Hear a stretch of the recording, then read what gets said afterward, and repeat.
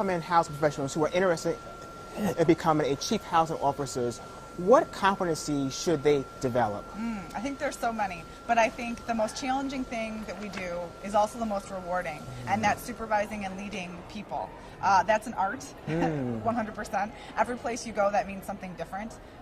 And what we need to do is figure out how we can reach into the untapped potential of each employee and figure out what it is that motivates them.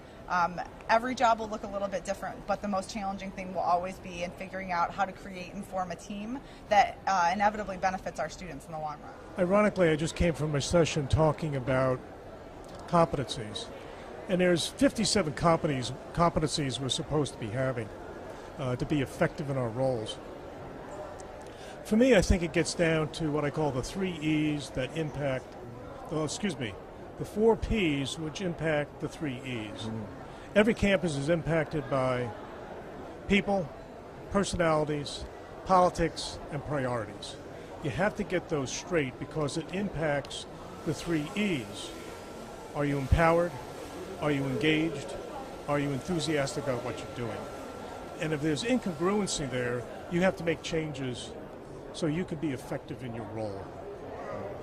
Well, I think that there's a number of them. I think that ACUHO does a pretty good job of defining what those may be. I think that people need to be well read. I think they should be well written. They need to learn how to write.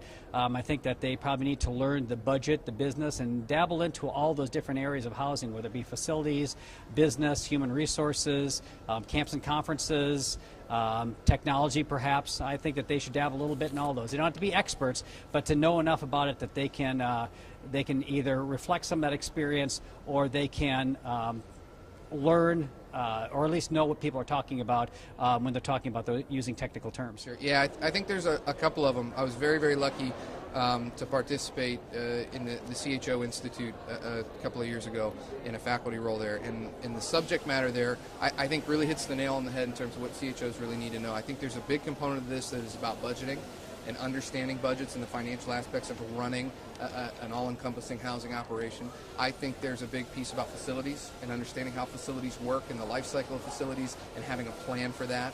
I think, of course, occupancy management and technology and residence life, but I think you need to identify all those pieces. And then the last piece is leadership. You know, what is your leadership philosophy and how do you lead an organization in this very, very holistic way? So I think all those pieces deserve some attention, but certainly a couple more are a little bit harder to get, and so you have to challenge yourself to stretch to get those types of experiences. I would say the experience that I would give to anybody who's thinking about going into the profession is to be able to take a look at just about every experience that you can have. There's something that you can take away from it and to be able to apply it. You may not be able to apply it now. There's certain things, it's almost like complaining about schoolwork as far as saying, I'm never going to use this math, and it'll be amazing in regards to how many times you actually use that math. Or, like for example, going to a session on assessment and you're thinking to yourself, the role that I'm currently serving right now, I don't have anything to do with assessment, but then as you start to get other positions, and you may say to yourself, wow, okay, I'm glad I went to that session a couple of years ago because it helped prime me. I think one of the things is that it's amazing of other people on campus but outside of residence life and housing that you're going to be able to work with on a committee and to be able to take some transferable skills of what you've learned on a particular committee, bringing it back to your office or going to a different campus and bringing it back to your home institution, or just as you get ready to prepare to leave the current position and going to your next position.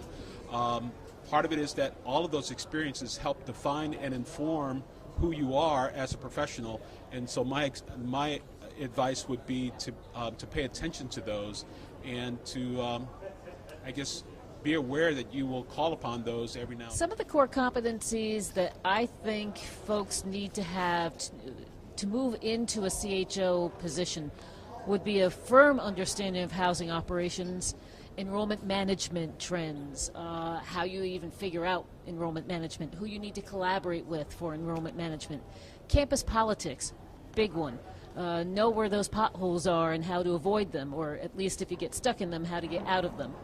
I think budget management, that is huge. If you don't know how to read a budget report now, learn it so that you're ready when you become that CHO. Staff supervision, of course, is very important. Managing multiple priorities, Assessment, that is huge. We have to start getting comfortable with assessment. Embrace it, because it's not going away. It's only going to become more important. And so we all need to know how to do assessment better. We need more focus on working with change and decision-making skills and collaboration. These are all skills that I think are really key to people being successful in the CHO world. And also how to manage your boss. There are ways to do it well, and there are ways to do it very badly, and you want to do the former and not the latter.